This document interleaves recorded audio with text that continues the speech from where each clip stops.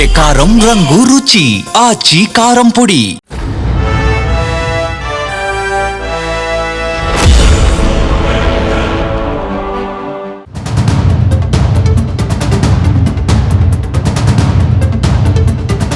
మహారాష్ట్రలో హిందుత్వాన్ని ఉద్ధరించాలని, మాతృభాష మరాఠీని కాపాడుకోవాలని బాల్ ఠాక్రే సారథ్యంలో శివసేన అవతరించింది. 1966 జూన్ 19వ తేదీన ఏర్పాటైన శివసేన మహారాష్ట్ర రాజకీయాల్లో సంచలనం సృష్టించింది. కాలక్రమంలో ప్రజాదరణ పొందింది.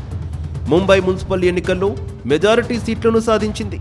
ఆ తర్వాత రాష్ట్ర రాజకీయాల్లోనూ దూసుకుపోయింది. హిందుత్వ ఎజెండా, మాతృభాష పరిరక్షణ ప్రాధాన్యత అంశాలతో భారతీయ జనతా పార్టీతో ప్రత్యేక అనుబంధాన్ని కొనసాగించారు. బాల్ ఠాక్రే మహారాష్ట్ర రాజకీయాల్లోనే కాదు, దేశ రాజకీయాల్లోనూ ప్రత్యేక గుర్తింపు పొందారు.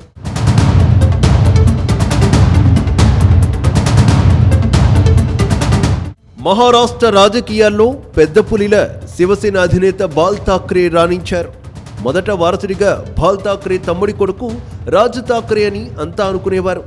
బాల్ ఠాక్రేని అచ్చుగుద్దినట్లుగా ఆయన అన్ని విషయాల్లో పోలి ఉండేవారు. Bal Thackeray daring and dashing political style Raj ఠాక్రేకు వచ్చింది.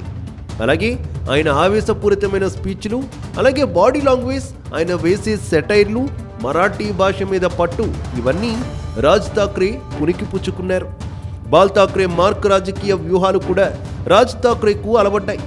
1990 దశకంలో శివసేన ఎక్కువగా ప్రాచుర్యంలోకి వచ్చింది. ఆ సమయంలో బాల్ ఠాక్రే వెన్నంటి రాజ్ ఠాక్రే ఉండేవారు. బాల్ ఠాక్రే సొంత కొడుకు ఉద్ధవ్ ఠాక్రే 1985 బృహత్ ముంబై ఎన్నికల్లో శివసేన పార్టీ తరపున ఎన్నికల ప్రచారంలో పాల్గొని పార్టీ విజయంలో కీలక పాత్ర పోషించారు. ఆ తర్వాత 1990లో ఉద్ధవ్ ఠాక్రే ప్రత్యక్ష రాజకీయాల్లో అడుగుపెట్టారు.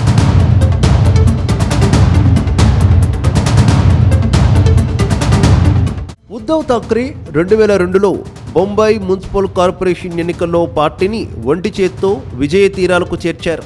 2003లో శివసేన అధినేత బాల్ ఠాక్రే ఆయనను పార్టీ వర్కింగ్ ప్రెసిడెంట్గా నియమించారు. 2004లో శివసేన పార్టీ అధ్యక్ష బాధ్యతలు చేపట్టారు. బాల్ ఠాక్రే తన సొంత కుమారుడు ఉద్ధవ్ ఠాక్రేకి ఎక్కువ ప్రాధాన్యత ఇచ్చారు. ఆయనని తన అసలైన వారసుడిగా ప్రకటించారు. దీంతో రాజ్ ఠాక్రేకి బాల్ ఠాక్రేకి కొంత గ్యాప్ వచ్చింది. 2005 నవంబర్ 27న శివసేనకు రాజీనామా చేసిన రాజ్ ఠాక్రే సొంత పార్టీని పెట్టుకున్నారు. దానికి మహారాష్ట్ర నవనిర్మాణ సేన అని పేరు పెట్టుకున్నారు. అయితే రాజ్ ఠాక్రే సొంత పార్టీ స్థాపించిన తర్వాత రాజకీయాల్లో పెద్దగా ప్రభావం చూపలేకపోయారు. ఏ ఎన్నికల్లోనూ ఆయన గెలవలేకపోయారు.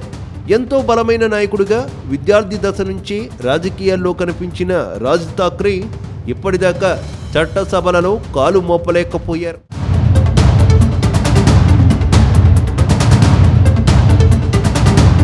బాల్ ఠాక్రే వారసుడిగా ఉద్ధవ్ ఠాక్రేను ప్రకటించడంతో శివసేన యావత్తు ఆయన వెంట నడిచింది. రాజకీయాల్లోకి రాజ్ ఠాక్రే తర్వాత ప్రత్యక్ష రాజకీయాల్లోకి వచ్చిన ఉద్ధవ్ ఠాక్రే మహారాష్ట్ర సీఎం పీఠాన్ని అధిరోహించారు. అసెంబ్లీ ఎన్నికల్లోనూ లోక్సభ ఎన్నికల్లోనూ విజయం సాధించిన శివసేన బలమైన పార్టీగా అవతరించింది. 1998లో అటల్ బిహారీ వాజ్పేయి ప్రధాని అయ్యేందుకు, 2014లో నరేంద్ర మోదీ ప్రధానమంత్రి అయ్యేందుకు శివసేన మిత్రపక్షంగా సహాయ సహకారాలు అందించింది. అయితే 2019 నుంచి 2022 మధ్యలో ఏక్నాథ్ షిండే శివసేనను చీల్చేశారు. ఆయన పవర్ఫుల్ మాస్ లీడర్. దాంతో శివసేన డీలా పడింది. తగిన వ్యూహాలు లేక 2024 లోక్సభ ఎన్నికల్లో పెద్దగా పెర్ఫార్మెన్స్ చూపించలేకపోయింది. ఈ నేపథ్యంలో రాజ్ ఠాక్రే, ఉద్ధవ్ ఠాక్రే ఇద్దరూ కలిసేందుకు ఆసక్తిని చూపిస్తున్నారు. మహారాష్ట్రలో హిందీ భాషను రుద్దుతామని అంటే తాము వ్యతిరేకిస్తామని ఉద్ధవ్ ఠాక్రే ప్రకటించారు. శివసేన మరాఠీకే ఎక్కువ ప్రాధాన్యత ఇస్తుంది. ఈ ఒక్క అంశమే ఈ ఇద్దరిని ఒకే తాటిపైకి తెచ్చిందని మహారాష్ట్ర ప్రజలు భావిస్తున్నారు.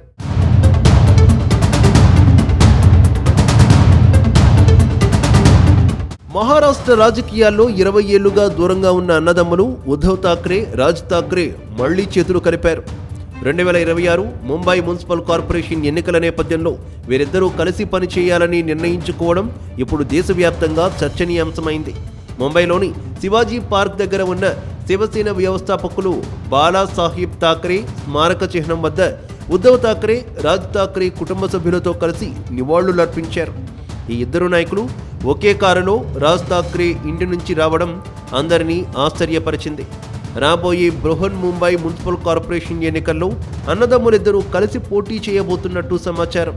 బృహన్ ముంబై కార్పొరేషన్ ఎన్నికల్లో 227 సీట్లలో 157 చోట్ల ఉద్ధవ్ ఠాక్రే సారథ్యంలో శివసేన పోటీ చేస్తుందని, రాజ్ ఠాక్రే సారథ్యంలో మహారాష్ట్ర నవనిర్మాణ సేన 70 సీట్లలో అభ్యర్థులను బరిలో దింపబోతున్నట్టు సర్దుబాట్లు జరిగినట్టు సమాచారం. రాజకీయ వివాదాల వల్ల విడిపోయిన ఈ కుటుంబం మళ్లీ కలవడం మరాఠీ ఓటర్లలో కొత్త ఉత్సాహాన్ని నింపుతోంది. మరాఠీ ప్రజల హక్కుల కోసం, ముంబై ఆత్మగౌరవం కోసం పనిచేసిన శివసేన మహారాష్ట్రలో పెద్ద పార్టీగా ఆవిర్భవిస్తుందనే విశ్వాసం ఆ పార్టీ శ్రేణుల్లో వ్యక్తమవుతోంది.